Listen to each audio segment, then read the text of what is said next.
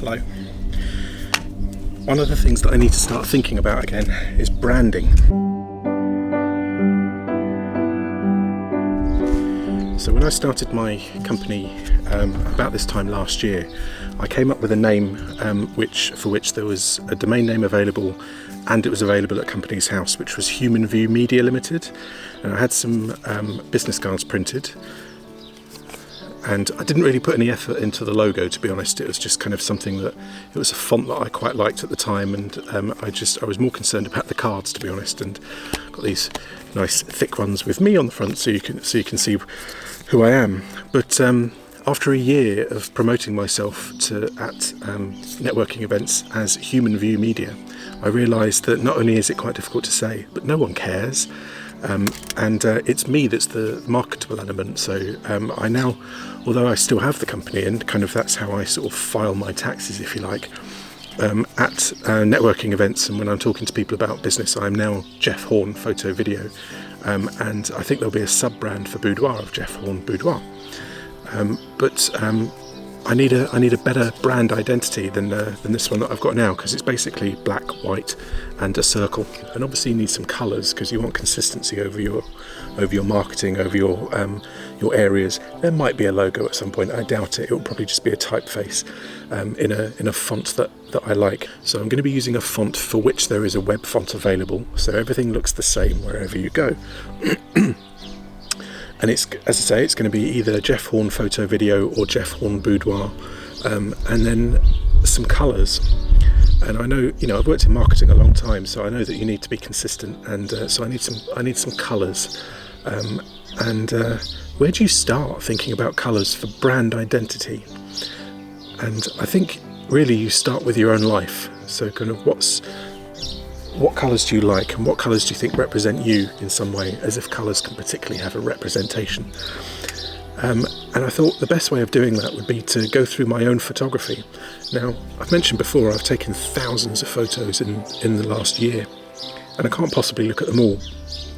But what I've done is, I've posted about 280 images on Instagram so far, and I just went through and screen grabbed them all, put them on a big grid, just so I can see the full view at the same time. And I was hoping to see if there were some things that were to come through.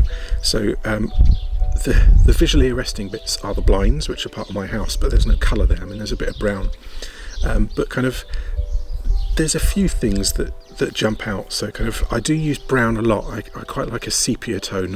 I tend to make things this sort of slightly pastel-y brown, but brown's not a very exciting colour, is it? Or it's not a very romantic colour, it's not a very sexy colour, it's not a particularly useful colour when it comes to branding, but it's sort of there. Maybe it can be an accent. So I'm sort of looking around, and I can't really see anything jumping out at me. So you can see there's not even a lot of black and white. I thought that might be it. Now there is a bit of red. In addition to this, I went around the house, and I just sort of looked at our house is pretty minimal. It's got sort of creams and off-whites, and then woody colours, because it is actually wood. But again, I've kind of looked around and kind of taken a few little clips of the house.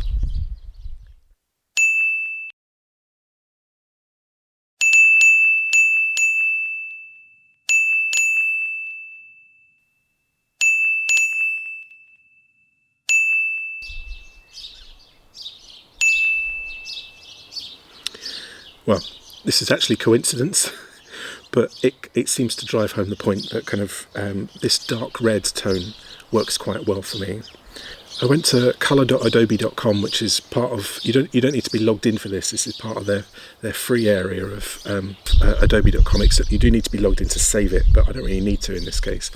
So what I've done is I picked my main color and sort of got a rough sort of dark red shade, which wasn't too dark. I thought what you want to be able to happen is that imagine this is a skinny font, can you still see it if it's this colour? It's not too dark, it's not too bright, or rather it's not too bright for a skinny font, and it's not too dark if it's a big panel of colour. And then I've gone with compound as the sort of the way of picking out complementary colours. What I'm intrigued about is the fact that there's this brown and there's this orange, and then these two greens. What's interesting about it is that there's a brown and there's an orange. And if we go back, if there's three things you can see here apart from the blinds and the black and white, it's orange, brown and red. So I think the first part of the mission is done. So I've got three colours that I want to be able to work, and there's a grey that most greys work with most colours, so I should be able to pick a grey and go with those. So that's effectively my broad strokes brand identity in terms of colours. I think my main colour is going to be the red, and then probably the orange as a supporting colour, and then the brown as an accent colour. The greens, I really don't like the greens. I would prefer if one of these greens was more like a racing green and I could use that as an accent colour, but maybe that can work as well. But I might not even need it. I mean, again, the consistency is important, so if you've got three colours, stick with three colours. I think that's what I might do. So the next part is to try and pick a font. Well, cut to a few days later, and I've been playing around in Photoshop. Ideally, this is not the kind of thing that you would do in Photoshop. You do it in a vector-based program like Illustrator, but Illustrator's just not within my skill set, so I'm going to use what I know, which is Photoshop, and I only know that so well.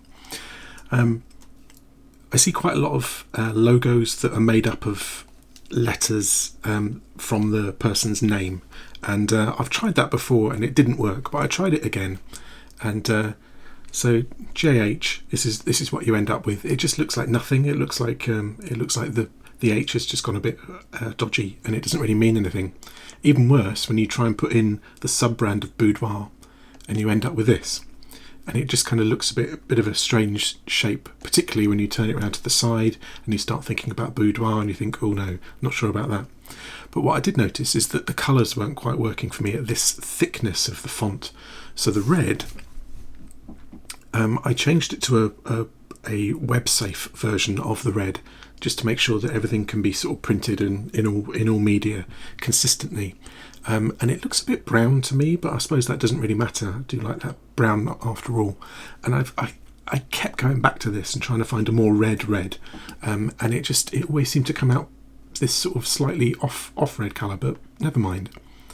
The colour palette developed, so I started off with these are the three compound colours that Adobe Colour gave me, and I sort of played around with them a bit because I felt like I was needing something else, and as I said, this red didn't seem that red to me, particularly on this monitor. And over time I've sort of experimented, and I've basically ended up creating my own colour palette, which doesn't really exist on the colour wheel at all. And it's this slightly new red colour, and the sort of the lighter brown and the darker brown, but I also wanted like a yellowish colour. And so I sort of played around with these two, and I've ended up with this one. And then the green is there, but I really don't know what to do with the green. It sort of exists on the colour wheel, but you know.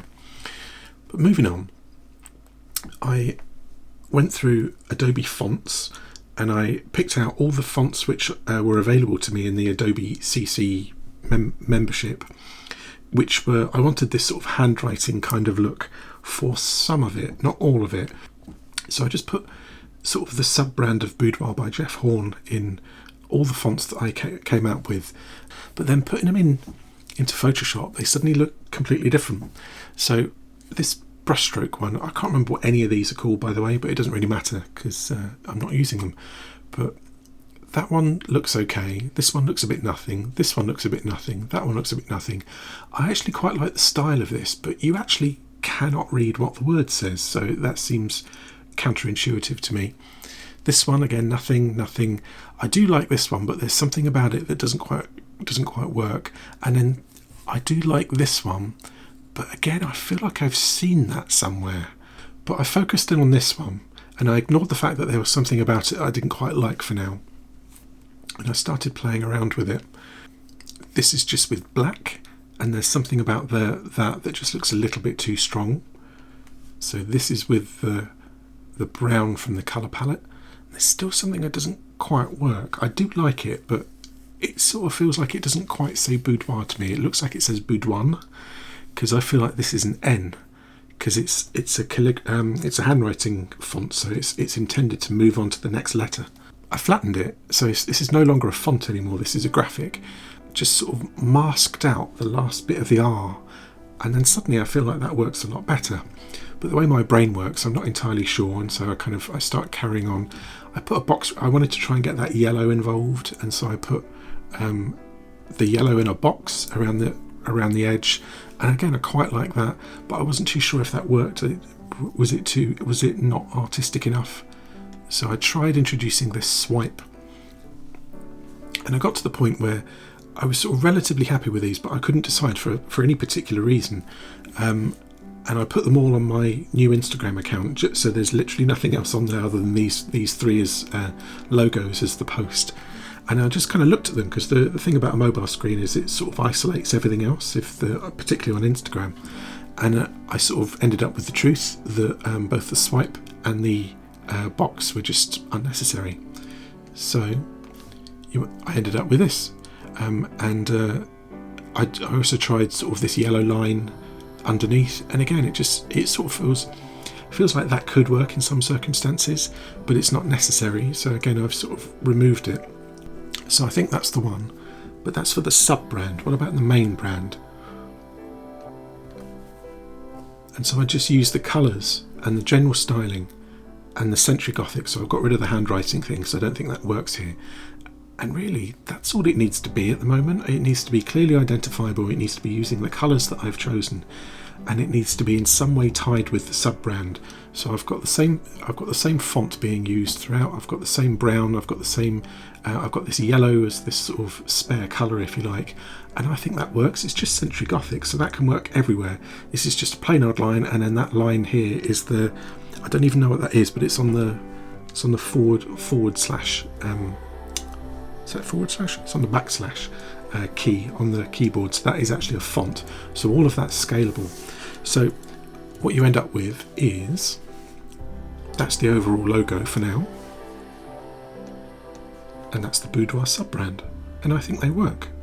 One of the main things I wanted to do was to not spend too much time on this. This is obviously something that I should really, and if I had the means to, I would pay someone else to do this design for me, but I'm just not there yet. I could just rebrand at another time. But I really wanted the colours and I wanted the general styling so I can get going.